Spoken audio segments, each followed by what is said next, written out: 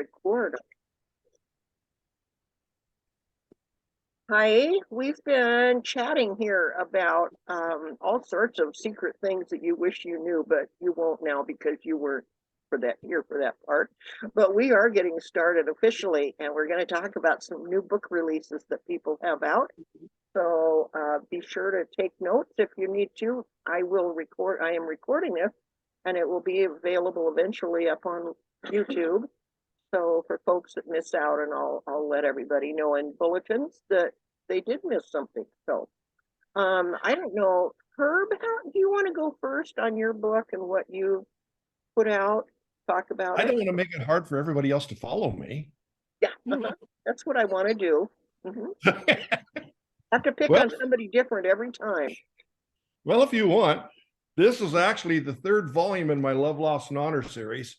It's a whole series about making mistakes and learning to live or die with the consequences. The first one, of course, was they all have a touch of time travel in them. And my time travel, your body does not time travel. You have to die and your soul time travels. Ooh. Which is kind of hard to make it. It's kind of hard to make a criminal time travel because you have to believe in a soul. So therefore, atheists in my books can't time travel. Wow. Boy, you're just layering with all sorts of problems. That was just, I torture people with that a little bit. Anyhow, so in this particular one, he is the son. The main character is the son of the lady that's in the first two books.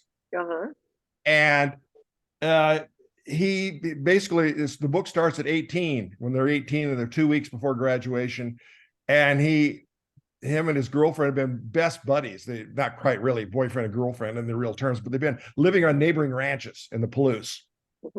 And a rich girl moves into the neighborhood and he makes a mistake on one night. And his girlfriend finds out about it. And that's the beginning of the whole book where she runs off to Long Island, lives with her grandmother. And the whole story goes from the Palouse. It takes in the Caribbean, the Mediterranean. We get Greek crime lords, Turkish crime lords. Basically, it centers around because she gets taken into all these things, and he tries to rescue her a couple times, and she gets Stockholm syndrome. No. And then the whole book is he's trying to rehabilitate her in the last half of the book. Wow. Sounds kind of exciting. When did it come? Pardon? When did it come out? A month and a half, 2 months ago. Okay. And I've got the chat open if you want to type in any information about how to contact you and where to get them and all that kind of goody news. I can do that. Okay. Because I can see Janet right there's going, hey, that sounds interesting. You are right. Yeah. Because I could turn you onto my website, which of course has sample chapters and reviews and where to buy them. There you go.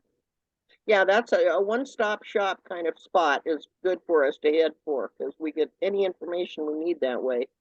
And, I don't mind for these purposes. If you have to name the big A, go ahead. I understand. Well, that's where most of the links go on my Facebook ads. Yep. Although they are all out on Ingram Sparks now. Oh, good for you. Yeah. So I mean, I did make that concession just because to get them in libraries and stuff. Yeah. The same with my audiobooks. They were on just Audible, but the second one I learned, and now they're out on 40 some. The second book is now on 40 some, audiobook sites. Good. Is it on Libro? Oh, the second book is, the sequel, which is the second book in this series. Unfortunately, once you've gone on the first Audible, you can't get off. If you've gone on your first book and you did profit sharing with your narrator, you can't get out of it. So it's only on Audible and iTunes. From then on, you cannot back out of that contract. So the second one, my narrator said, yeah, let's go the other way. So you don't get as much, royalties, but you can put it out on 40 some different sites. Well, I'll have to check it out because I do Libro, so I'll see if and they're on Libro and Spotify and I have a whole No, list of. it has to be Libro. And whenever I get something on Libro, it's credited to Aunties as well, and so there's some benefit for us there. And I think I don't know if Sue gets hers there or Audible or all over the place, but I know she does a lot by The or reason did. not to go, yeah, the reason not to go with Audible solely is that it isn't in libraries. Libraries won't take it, so that's the main reason. If you want any kind of, you know, long lastingness to your book after you're dead, you have to go with everybody else too. Yeah. Frankly, after I'm dead, I don't care. I won't be around to defend it, to argue with anybody, or to do anything. So, although Martin might not appreciate being left with a mess, but we're going to go together. I think we're going to both pull one of those. We're not going to have a car. I think we're going to have to hold hands and jump off a cliff, but instead of driving, you know. Theoretically, we'll just go in our sleep and we won't even know what happened. And I do have a soul, Herbert. So what if I don't want to time travel? Die satisfied. Ah, I see. It gets a little stranger because in my books of time travel, you actually have to occupy the body of someone who sort of dies and doesn't want to come back to their body. And even worse, they have to be some kind of a blood relative. You can go back 20 generations in your 20th grandmother's body. Wow. But, you know, if she gets mugged or something and just doesn't want to come back. Boy, you're bringing up some interesting concepts. The only thing that, you know, who's that sci-fi writer that used to said you used to jump through another body? Here's Anthony, only you didn't have to die. You got in a machine, I think, and you know, what is that, Discworld? No. No. Discus Circle is what, oh, anyway. Well, in the first book, the heroine actually only dies on the operating table. And then her soul travels while they're resuscitating her, and it stays there. And she's in ICU for a month. And then she comes back after she dies. Okay. Oh, so she gets ripped back out of the other. Gotcha. I was going to ask you about that, if that was, you know. Okay. There's a guy in our critique group that has trouble with that. He says, well, how does just your soul, you have to take your whole body. And I went, wait a minute, you're a Lutheran. You believe. That's funny. You believe in purgatory. You know, the soul what do you mean your soul can't go? Your soul traveling sounds like a wonderful concept to think of what's happened to somebody if they're in the hospital in a coma. Yeah. And that could explain a lot of these out-of-body experiences. Yeah. Mm-hmm. And you got to write one where the person, maybe they forgot where their body was and they have trouble getting back. Anyway, Steve, how about we go to your book? Thank you, Herbert. Okay. The last book that I wrote is the fourth in a, it's not really a series, I'll explain in a minute, but it's the fourth in a set. And it came out about a month ago. And it's the title of it is Strymon. There it is. The cover was done by Christy Stalder Books and Publishing, but I really like that cover. And it takes off the same theme as the book before it, Anisi, in terms of the look of the cover. And this set began as a single book. I taught classical mythology for about a 4-decade period. And so I'm fascinated with the ancient Greeks. And these books are not Greek mythology, but there's a heavy dose of Greek mythology in them because there is a storyteller who tells the stories as they travel. He's a merchant marine sailor. And as they travel to these different places, he tells the myth of those places as they go. His name is Strymon. And so I was writing the first book, Sinon of Kira. Kira is the port city of Delphi. And that's originally was going to be the book. And so I wrote Sinon, but about halfway through, his servant, Mentu, became so interesting that I decided he needed a book too. So Sinon leads directly into Mentu. Those two are serial. But partway through Mentu's book, Mentu the Nubian, we find out that his mother is still alive and she's looking for him. She's become a warrior, a Nubian warrior queen, and she's looking for him. And so her book, Anissi, tells of the story of her son being taken away as the village was destroyed, etc. And Mentu is that child.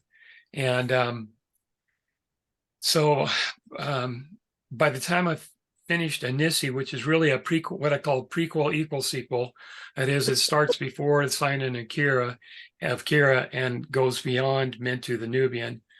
But it's really focused on Anissi. And so there's a lot of events in Anissi that are common to the other two books, but they're from her point of view.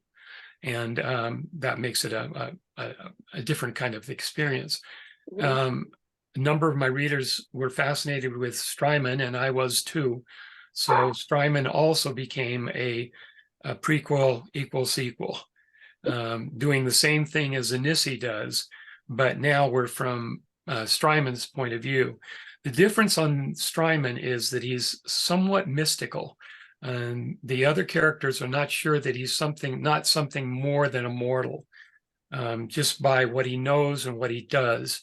And so that is built into the Strymon book, in that the beginning of the book, he finds himself on a beach. He has no memory of anything before that, and goes on and covers his life and his one love and how he messed that up, and goes on. And then he finds out he didn't even know what his name was, but Strymon was a name that came to him on that beach when he first found himself alive. And then he found out that Strymon is a name of a prophecy, or name mentioned in a prophecy at the end of the Black Sea. And so he is usurped by a community there who believes that he is the answer to their prophecy. And that's only just a piece of what the book's about. But so Strymon came out, and about a third of the first printing has already gone out to different folks and what have you. And everything from Florida through, I don't know, Arizona and all, and they're kind of distributed around. But yeah, it's I'm very pleased with the book. And the reviews haven't started coming in yet. It's taking people a little longer to read the book, but hopefully the reviews will be coming in. The comments that I've received so far. Yes. What's that? Earlier that it's exceptionally long. How many words did you say? About 158,000 words. And I've been getting comments, but nobody's finished the book yet that has done a review. Well, one person has and is working on a review, but so the main thing is that as people finish this book, they've said that they will write a review for me, so that's good. Does it matter what, I mean, you call these prequel equal sequels? Does it matter what order you read them? I mean, I'm kind of curious about Strymon over the others. And yeah, and I would say that I've written Sinan leads into Mentu. I think you really need to read Sinan of Kira in order to understand what's going on in Mentu the Nubian. However, Anissi was written to stand alone. So it is a standalone, and so is Strymon. Okay. You probably have a richer read if you've read the other books. For one thing, the stories that he tells, because they're told in completion in Sinan and of Kira and Mentu the Nubian, I have a tendency to summarize somewhat for him in his book, because I didn't want to completely repeat the story in each one of these books. Sure. So that's, but there are some new stories that are complete and what have you. I'm particularly pleased with the section of the book that deals with the prophecy, because he uses a very effective myth, the myth of Midas, to answer the issue with the prophecy. All right. If you want to type in, I know you've done it before, but this will be keep it all organized. You can put in, I put in my website already into the chat. yeah, My website is uranianpublishing.com, and that Uranian is spelled OURANIAN publishing. So uranianpublishing.com, and all of my books and the reviews and the synopsis and sample chapters and everything are available there.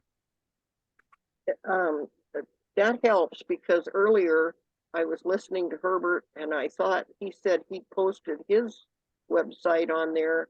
And when I saw yours, I went, something's not right there.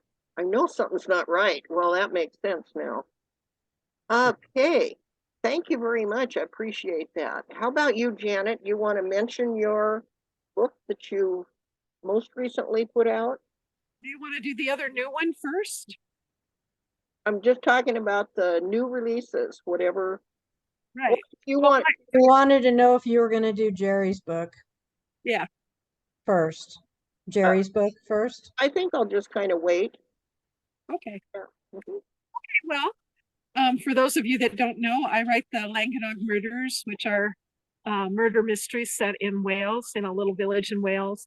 And because Wales is a mystical country, there is magic realism in the books, and also a little romance. So that kind of, I was thinking about our last meeting, how people were talking about how to characterize their book. Is this a historical novel? Is it a mystery? Is it what? And they kind of cross genres, and I feel like that's how mine are. So it was very interesting to me. I was really taking it in, and I've been thinking about it all month. So so that had a lot of meaning to me.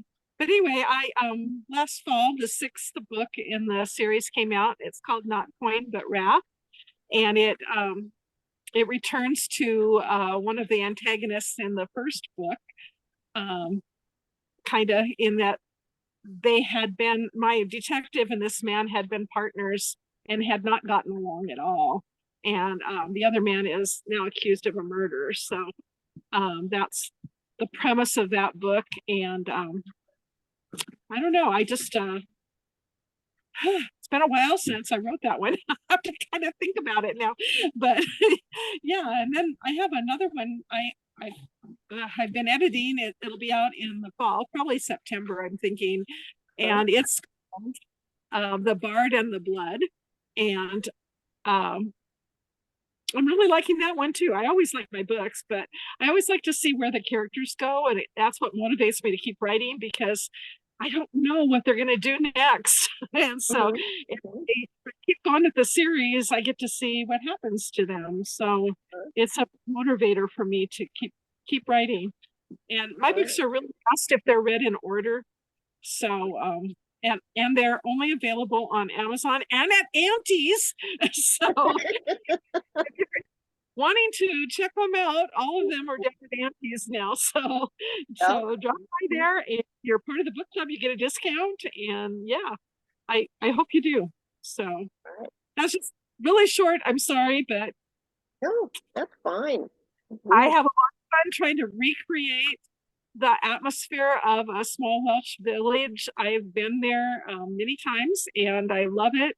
And I try to do a lot of sensory detail in my books. So what do you hear? What do you smell? What are you eating there? Of course, what you're seeing. And I've had people tell me that if you're traveling to Wales, you should read my books because it will just bring it alive for you. So Wow, that sounds like a really good tagline. yeah, it's something I really Wales, read my books. actually on Rick Steves. They've been on Rick Steves. Yeah. I love it. So kind of my goal. Thank you, Janet. I appreciate it. How I about have you, a- Dan? I have a question for Yes. Janet. Yeah.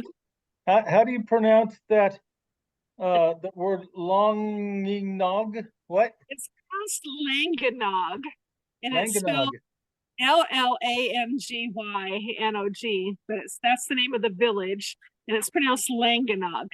Langanog. Got Yep. it. Welsh is a funny language. It's hard to pronounce, and I do, starting with about book 4, I started putting a pronunciation guide in the front to help out with questions like that one, which is a good one. So thank you. Yes, I've heard tell that Welsh was invented to annoy the English. I believe it. I totally believe it. Dan, you're working on something, aren't you? How far away are you from bringing it out? Well, tomorrow I start writing my query letters on it. Uh-huh. It's that close. I finished the book a month ago, then a month and a half ago, sent it out to my beta readers, and enough of them wrote back and said, "We love the book, but the ending sucks. Fix it." They didn't say it in those words. Yeah. What And can you say what they didn't care about, like in the ending?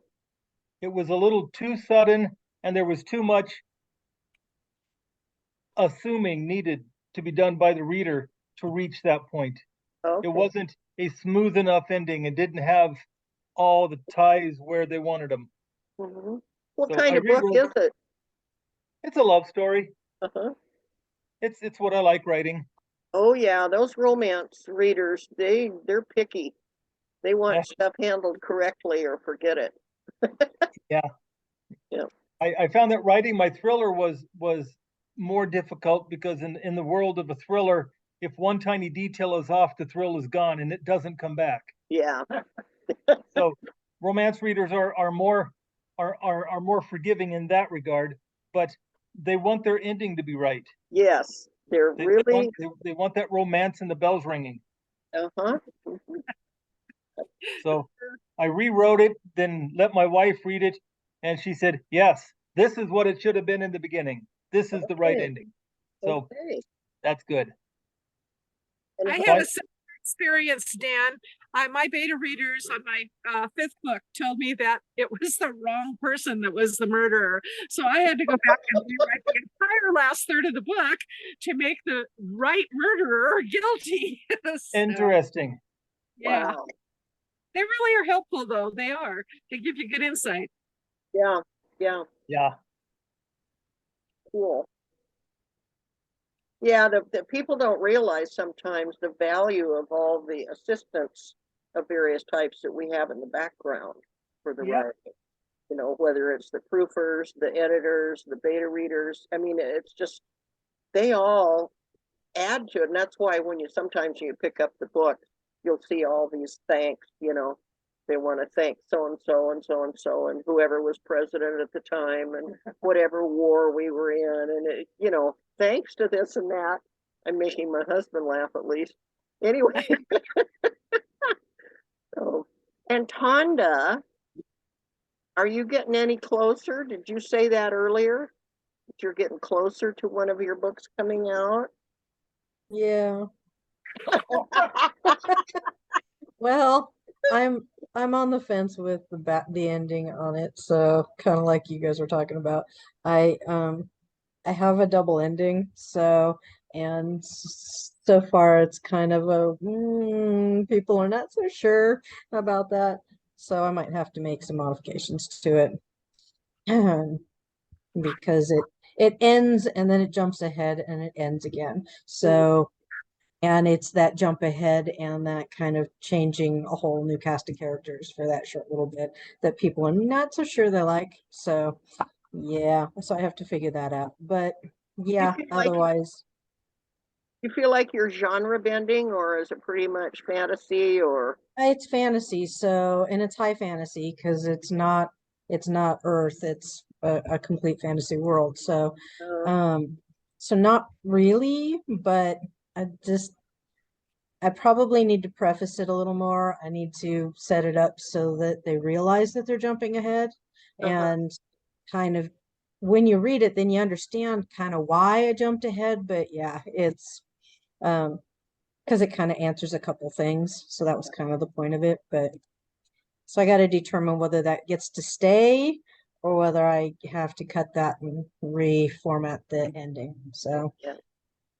those are hard decisions to make, aren't they? Yeah, They're, because I like it the way it is, but you know, me, I think I'm gonna put my stuff out and saying, I don't care whether you like the ending or not, it's the way I want it. Gosh darn it. Oh, that's why I gave it to you for nothing, so forget it. Just My joke. goal is, my goal is to someday be as powerful as Dean Koontz. Oh, I boy. I was reading about him quite some time ago, and it said after his third or fourth #1 bestseller, the editor or the publisher sent it back and said, you need these rewrites, and he sent it back to them unrewritten and said, publish it or don't. I don't care. I've got other people who want to publish it. Uh-huh. Yeah. And Yeah, he used to be with Random House and he jumped ship and went to Amazon. And that's when I stopped reading him. So, Mhm. you know, I have a different goal. yeah. My goal is to write a book that's so good that it gets banned. That's not that hard anymore. Without using any of the triggers. Okay, Yeah, you right. gotta come up with your own reason. Yeah. I think that should be in your pre-publicity, is that, you know, something like banned in Florida. Whoops, you broke up there too. Concept of ban-worthy books, neat marketing ploy. There you go. Yeah. Hey, that's a good thought. This is a ban-worthy book. Mhm. start with Sam, I am. Soon to be banned. Oh, we could just go ahead. Come up. You can come up with all sorts of marketing ideas for this. Might as well make it into something other than what it is right now. Because what it is disgusting, but let's make it funny, okay? Hi, Janet. Janet, Hi.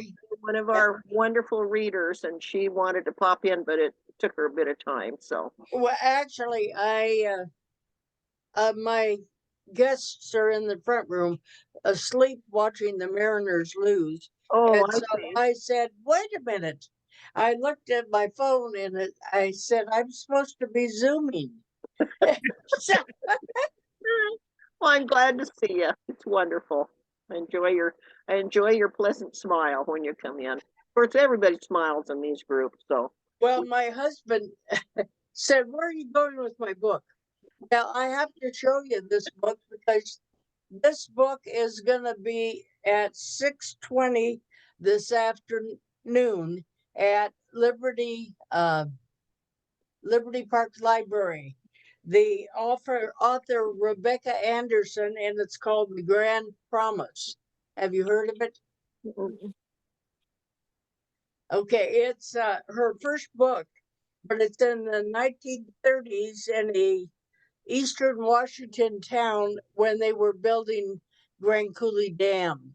Oh, It's fiction, but it's based on a lot of different, like the workers from one kind of thing.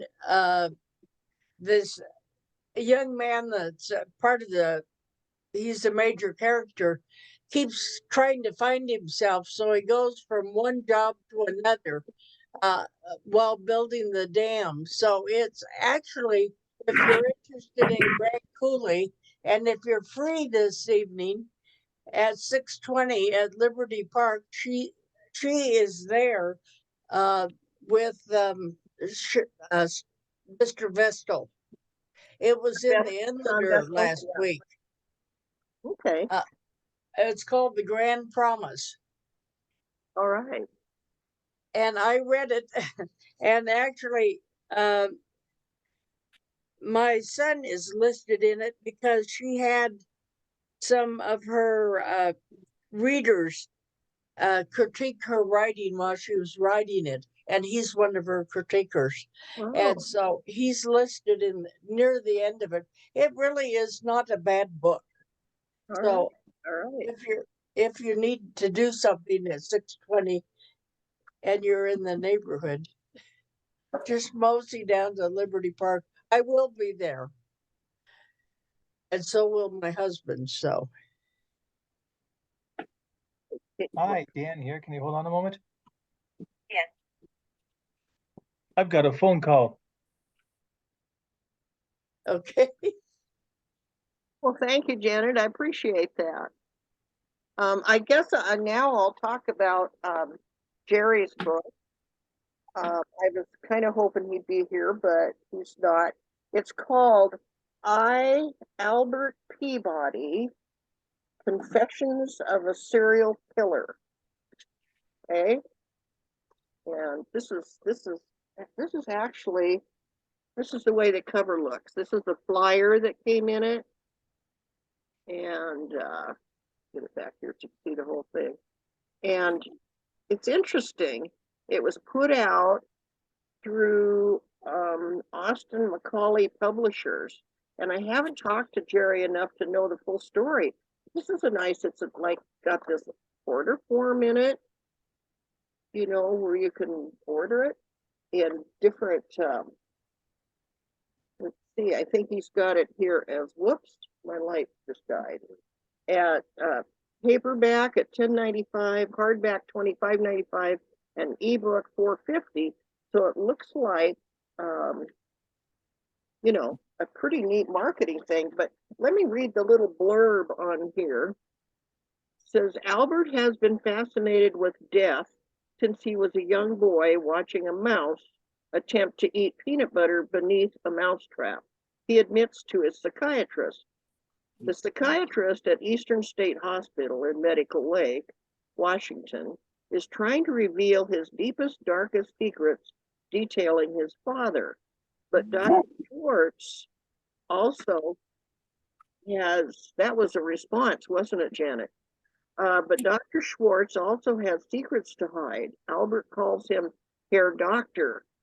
Over the course of 30 years, Albert detailed his 10 murders to Herr Doctor. He also rooms with another man who likes young girls in a most peculiar way. All of this leads to a climatic conclusion with a very substantial twist at the end that makes everyone wonder who really is crazy around here. Now, I love that from a teaser standpoint. And the book is only that thick.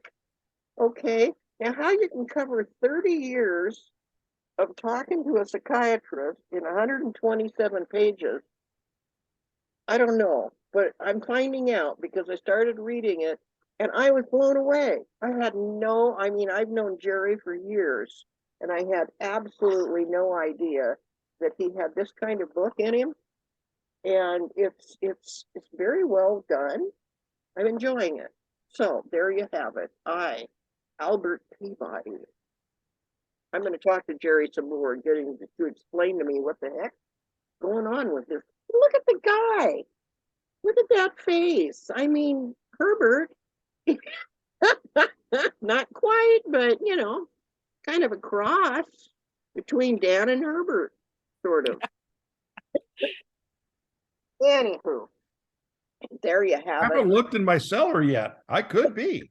You could be, yeah. Whoa. Well, I don't think you've been out at Eastern, have you? And it is fiction, by the way. So I don't know that he'd have the right to talk about anybody real, but who knows? Maybe, you know. Did everybody get a chance to type in whatever directions they want in the chat to explain? Okay, new message. Grand Promise, thank you very much. I appreciate that, Janet. The Liberty Park Library. Where's the Liberty Park Library? I thought I was over by Liberty Park. It's the old East Side Library on whatever. Oh, yeah, okay. That's what they, It's on near the freeway. If uh-huh. you go down 5th from Brea, clear to the end where the park swimming pool is, Gotcha. that's where it is. Well, I won't be there because I don't have a car and I'm not going to go out running around in this heat, but I hope everybody who does get there enjoys it. The library's been doing some wonderful stuff, so. Okay, any other things we want to mention about our book or any questions that came up while we were talking or? Well, if you want to do some research on weird killers, the next time the Sandpoint Riders on the lake have a get together, the last few times we had it was in Clark Fork, and the little village where we had it in Clark Fork, we couldn't do it the last time because their son was arrested for killing and cannibalizing a guy. So it would be a good place to do some research. Well, are you going to write a book about that, Herbert? No, because I don't know that much about the place. I've never been there. I've been to Clark a lot of times moose hunting and stuff, but yeah. So our critique sessions and stuff for the writers get-togethers and stuff used to be out at this one little resort thing in Clark Fork, and I thought, well, isn't that special? Wow. How long ago did that occur? Actually, it was during COVID. It was only a couple of years ago. Wow. Well, I hate to tell the people there, but that's probably a spot I won't be going to. I kind of avoid places where people are killing each other. But Oh, then you should stay away from Coeur d'Alene, that last overpass as you're coming out of Coeur d'Alene and 990 to cross that last little bay before you get to Wolf Lodge Bay. Somebody killed a guy in Portland, Oregon a couple decades ago, drove him all the way up here in his trunk and threw him out over that overpass, thinking he'd never be caught. Well, he misjudged and the guy landed on the bank instead of in the water. wow. He was caught almost immediately. They had that on the news recently, didn't they? Well, that was 20 some years ago at least. Yeah. Wow. Well, that I mean, was there's the one- weird there stuff was happening here. somebody that was 40 years ago, and they finally figured out who it was with DNA, I think. But or they found the body, and then DNA told them who it was. Well, hey, we're getting off on a real exciting foot here. Maybe we should go ahead and wrap up. And anybody else have comments they want to make verbally or anything you need to add to the chat? Feel free to do that, and that'll be available. People can copy off of it, or if you want the chat to be sent to you, let me know and I can send it later. Just email me. Actually, I noticed you're recording this since I missed the first part, and you send me the recording.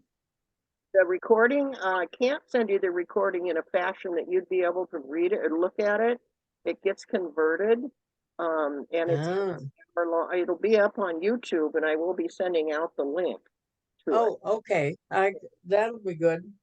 Yeah, it has to be translated and all that garbage. Oh, well, that's okay. Yeah, I'm busy still. Well, that's all right. You're the first person I think that's asked me for that. So, and over time, people do actually go and view these things. So, beware. They may, a couple of years from now, come down the road and want to know if you still got your books available. So, can't always tell. Let's see. Janet, did you want to put in the link, or put in the chat where your books can be found too? You know what? I can't because I I have to use my phone for Zoom, and I can't do the chat on my phone. I get it. But I can put it on the. Tell me what it is. Tell me, Janet, verbally, and I'll type it in. Your website. I don't have a website. I don't have a web page. Okay. Sorry. It's just the Langanog Murders. I can spell it again for you, Linda. LLANGY. If they go to, is it on Amazon? Is that where they need to go? Or to Auntie's. Or to Auntie's. You can go by her name. If you want to, you can just look them up by the Langanog Murders or by my name. And if you want to read about them, read the the covers, they're on there. But you're going to get a better deal probably down at Auntie's, so go down there and buy them. Yeah, and be sure and request any of these books that we're talking about. This is a book club and of sorts, and so anything, go ahead. If you ever do buy something through Auntie's, either website order or in person, go ahead and ask for your 15% discount. They're going to be cheaper with the discount than they would be on Amazon. So unless you like the convenience, which is what I do, but. Yeah. Okay. And I will in my thing, I will be my next bulletin. I'll mention the folks that spoke today. And then, I can, try to point you, give you the spelling of that. Although, Tonda, do you go to the, Facebook group, page? On my Facebook account? Are you on Facebook? I am on Facebook. Which Are face? we friends? You should do. Probably not. If you ask to be friends, I can then send you an invitation to join the private group, which is the guild. Okay. And then you can go on there and you can see all the people have been posting all sorts of stuff about their books and about upcoming things. And so, Yeah. so, let's see, from there, you should be able to find me. Ask, if you're looking for me, so you can send a request to join or to be friends. I mean, if you don't mind being friends, I don't do anything to anybody. I'm not a serial killer or anything, so there's no real problem there. But she's laughing. Anyway, if you do, just look up Linda Bond and look for the grizzly bear, because I'm a grizzly bear avatar. So not my face. So it's easy, and I've kept the same one for years. You're gonna have me laughing, Tonda. Anyway, if I could just add you to the thing, I would, but unfortunately, I'm not sure to let me. I have to invite friends. I'll try. I'll try to see first if I can get you in there without that. But anyway, oh, thank you for making me laugh. We're gonna get into a tither here. Okay, folks, I'm going to shut off the recording and then we can laugh to our heart's content. And let's see.